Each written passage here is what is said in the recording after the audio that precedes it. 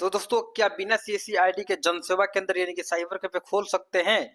इस क्वेश्चन का बहुत सारे लोगों का कमेंट रहता है और बहुत सारे लोगों का मन में डाउट रहता है कि क्या हम जो है बिना सीएससी आईडी के ही जनसेवा केंद्र खोल सकते हैं या फिर जो है सीएससी आईडी लेने के बाद ही जनसेवा केंद्र खोले। ठीक है, तो दोस्तों सबके मन में यही डाउट रहता है, मेरे ही मन में था कि मैंने जो प्रिंटर लेमिनेशन मशीन लैपटॉप लेने के पहले ही मैंने सोचा था कि जो सीएससी आईडी पहले ले लेते हैं, उसके बाद ही ये सारा चीज जो है मैं खरीदूंगा, उसके बाद ही जन सेवा केंद्र खोलूंगा। तो एक गलती आप लोग नहीं करें, क्योंकि दोस्तों सीएससी आईडी बस नाम का होता है, सारा चीज जो है बिना सीएससी आईडी के ही आप जन सेवा केंद्र खोल सकते हैं और किसी भी कस्टमर यहाँ से आपके जो है लौट के नहीं जाएंगे। ठीक है, ये डाउट सबसे पहले आपको क्लियर कर देता हूँ। ऐसा नहीं है कि आप जन सेवा केंद्र खोलते हैं तो सीएससी आईडी लेना बहुत जरूरी है, ऐसा कोई बात नहीं है। ठीक है, सबसे पहले जो है आप अपना जो है सामान परचेस कीजिए, लोकेशन यहाँ पे सर्च कीजिए कहाँ पे आपको ओपन करना है शॉप को, वहाँ पे लोकेशन मिल जाता है तो रूम अपना सेट कीजिए। रूम सेट करने के बाद जो है आप प्रिंटर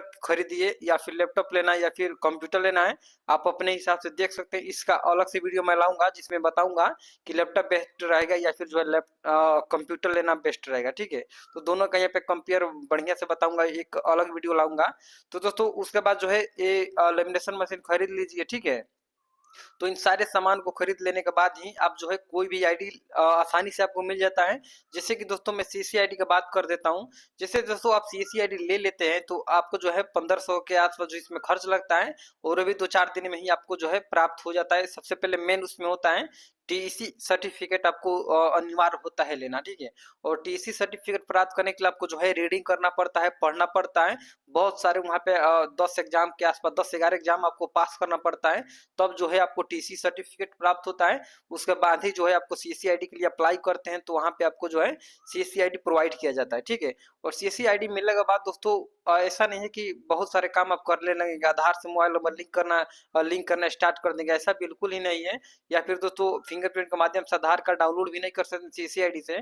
सीएससी आईडी से जैसे मैं कुछ यहाँ पे गिना चुना बात बता देता हूँ, जैसे पीएम विश्वकर्मा योजना हो गया या फिर किसी पेंशन का जो है केवाईसी करना होगा तो आप जो है सीसी आईडी से ही करेंगे। ठीक है, केवाईसी करना है किसी महिला या फिर वृद्धा का तो वहाँ पे ई केवाईसी कर सकते हैं, पीएम विश्वकर्मा योजना कर सकते हैं, और भी छोटे मोटे काम होते हैं तो आप जो है सीसी आईडी की मदद ले सकते हैं। लेकिन दोस्तों रेगुलरली भाग दौड़ दुनिया में जो सबसे अधिक काम होता है, जैसे कि आयुष्मान कार्ड, ई श्रम कार्ड, आधार से पैसा निकासी होता है या फिर मोबाइल रिचार्ज होता है, और भी बहुत सारे स्कीम होते हैं जैसे पासपोर्ट हो गया या फिर कोई भी गवर्नमेंट का यहाँ पे फॉर्म फिलअप करना हो गया। तो ये सारे चीज जो है आपको बिना सीसी आईडी के ही ये सारे काम जो है आप कर सकते हैं, इसके लिए आपको जो है सीसी आईडी की जरूरत नहीं पड़ती है।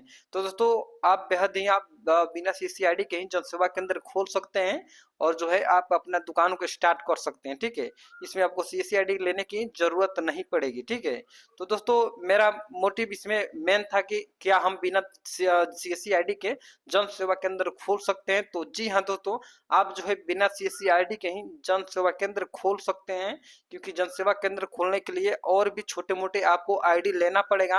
क्योंकि दोस्तों इसमें जो है जैसे आधार से पैसा निकालना है, आधार इनेबल पेमेंट सिस्टम जो अंगूठा से पैसा निकाला जाता है तो वो आईडी जो है अलग से लिया जाता है। ठीक है, जैसे मोबाइल रिचार्ज करना है तो मोबाइल रिचार्ज तो छोटे मोटे बहुत सारे ऐप है जिसके माध्यम से आप रिचार्ज कर सकते हैं।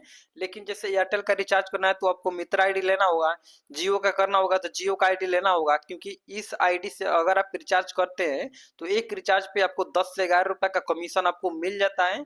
या फिर अदर प्लेटफॉर्म से करते हैं जैसे कि स्पाइस मनी हो गया, एयरटेल हो गया, तो इन सब से जो है आपको 4 से 5 रुपए का कमीशन मिलता है, जो कि बेहद कम होता है। ठीक है, तो इसके लिए दोस्तों आपको रिचार्ज करने के लिए आपको जो है एयरटेल का मित्र आईडी लेना पड़ेगा, जियो का करना है तो जियो का आईडी लेना होगा, क्योंकि ये आईडी ले लेते हैं तो वहां पे जो है आप किसी का सिम यहाँ पे न्यू यहाँ पे एक्टिवेट कर सकते हैं, या फिर जियो से एयरटेल, एयरटेल से जियो बना सकते हैं। तो दोनों आईडी आपको लेना पड़ेगा, क्योंकि रिचार्ज ही नहीं बल्कि जो है अगर आप किसी का एक सिम कार्ड निकाल के देते हैं 300 रुपए वाला एयरटेल का, तो उसमें जो है 125 रुपए के आपको जो है कमीशन कंपनी के तरफ से आपको मिल जाता है। ठीक है, तो दोस्तों सिम कार्ड पे जो है बेहद ही ज्यादा कमीशन है, इसके लिए आपको जो है आईडी लेना बहुत ही जरूरी होगा, क्योंकि सीएससी आईडी से और एयरटेल का कोई भी कम्युनिकेशन यहाँ पे नहीं है, दोनों अलग अलग डिपार्टमेंट, तो आपको जो है आईडी लेना पड़ेगा। ठीक है, उसके बाद दोस्तों अंगूठा से जैसे पैसा निकालने वाला आईडी हो गया तो एपीएस आईडी होता है, ठीक है। जैसे मैं एग्जांपल के लिए बता देते हैं, जैसे फिनो हो गया, स्पाइस मनी हो गया,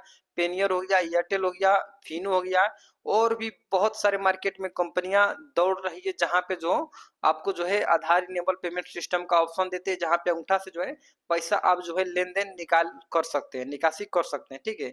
तो सबका यहाँ पे कंपनी का अलग अलग कमीशन होता है। आपका मेन जो आप जनसेवा केंद्र खोले, आपका खुद का कमीशन जो है 1,000 पे 10 रुपया लेना कमीशन होता है, ठीक है। 1,000 किसी कस्टमर का आप अंगूठा से पैसा निकालते हैं तो वहां पे है 10 रुपया आपको कमीशन मिलेगा, ठीक है। अगर 5,000 निकालते हैं तो 50 रुपया, 10,000 निकालते हैं तो 100 रुपया, तो ठीक है। तो आपको जो है एक प्राइवेट आईडी इनमें से कोई भी आप ले सकते हैं, ठीक है।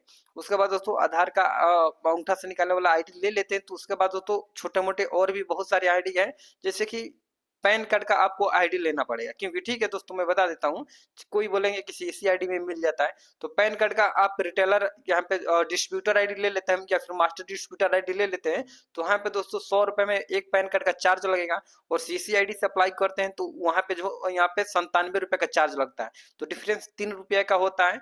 कोई बोलेंगे कि तुम तो सीसी आईडी बेस्ट रहेगा पैन कार्ड अप्लाई करना, नहीं दोस्तों उससे बेस्ट नहीं रहेगा, और बताते हैं क्यों नहीं रहेगा बेस्ट। क्योंकि दोस्तों अगर आप एनएसडीएल का यहाँ पे एजेंसी आईडी ले लेते हैं तो आप यूटीआई का पैन कार्ड भी बना सकते हैं, एनएसडीएल का भी पैन कार्ड बना सकते हैं, माइनर पैन कार्ड बना सकते हैं, जो कि सीसी आईडी से माइनर पैन कार्ड नहीं बना सकते हैं।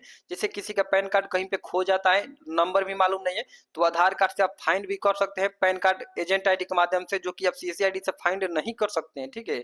दोस्तों बहुत सारे स्कीम मिलते हैं पैन कार्ड एजेंसी के माध्यम से, सारा काम जो है आप उसके अंदर जाके आप कर सकते हैं। किसी का यहाँ पे खो गया है तो उसको आप डाउनलोड कर सकते हैं, और यहाँ पे सीसी आईडी से जो है आप यहाँ पे फाइंड नहीं कर सकते।